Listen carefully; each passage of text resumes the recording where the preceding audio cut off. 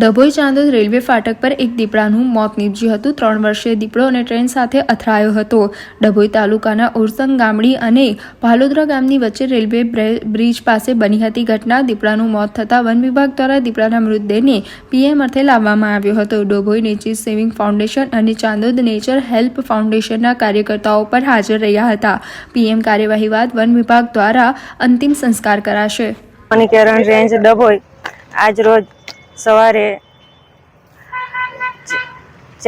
ચાણોદ રેલવેના સ્ટાફ દ્વારા સ્ટાફને ટેલિફોનિક માહિતી મળેલ કોલ કરીને જણાવવામાં આવેલ કે રેલવે ટ્રેક પર દીપડાનું એક્સિડન્ટ દ્વારા મૃત્યુ થયું છે।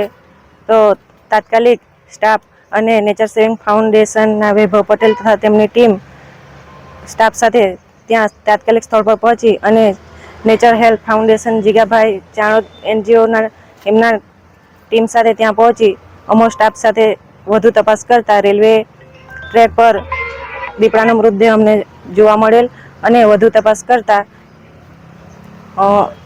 માદા દીપડી છે, 3.5 વર્ષની છે અને તેઓને અમે રેન્જ કચેરી લાવી તેમનું મોજમાપ કરી અને પીએમ અર્થે પશુ દવાખાને લઈ ગયેલ બાદ પીએમ કરી અમે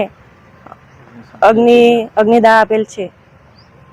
અગાઉ આ બનાવ બનેલો છે તો રેલવે દ્વારા તેમાં આગળની કાર્યવાહી શું કરી? મૃત જણાયા